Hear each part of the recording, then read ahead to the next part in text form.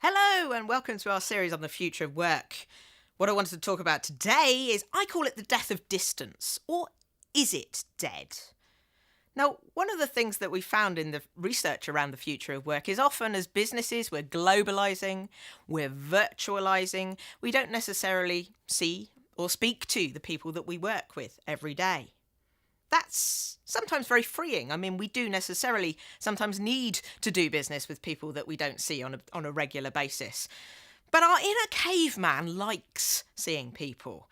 We grew up, we evolved to do things face to face, and we're very comfortable doing that.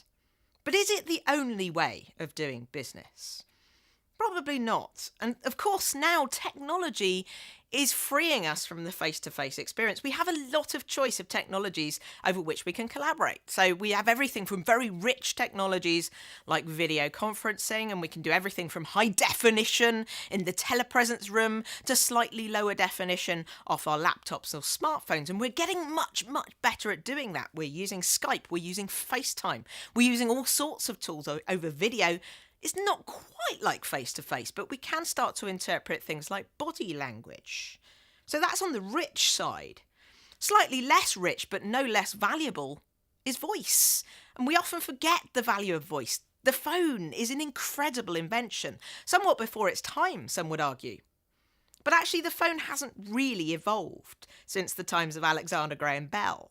Isn't it about time we evolved the phone call, the conference call? And actually, that's why we've been working with Dolby, the guys that do surround sound cinema, to actually bring an extra dimension to voice, to enable us to collaborate over those lovely audio conferences much better. And effectively what we do with Dolby is to create a little bit more depth in the communication, spatial awareness, so we can figure out who's on the left, who's on the right. It's effectively an audio illusion. And because it's high definition, we can start to pick up vocal nuance. We're very good at using voice to actually collaborate. So audio conferencing is a great common ground. I always say the problem with video, particularly if you're a home worker, is sometimes you never get out of your pyjamas. So I call this the pyjama problem.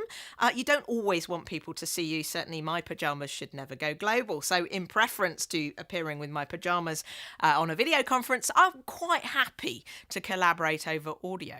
And then we've got a whole raft of other slightly poorer tools. So everything from email, which is a terrible collaboration tool, by the way, really good information tool, but not great at collaboration. It's a big black hole. So we've got that as a choice. We've got things like social media. Now, this is obviously pretty new as a way of collaborating, but the wonderful thing about social media is it exploits the value of weak ties. In other words, it's not necessarily people that we bump into on a daily basis, people we work with on a daily basis.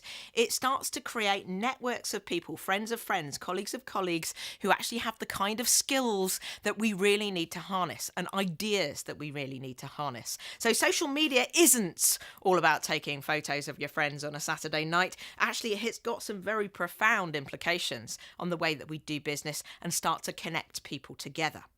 So we have face-to-face. It's incredibly valuable, and I don't think it's ever going to die.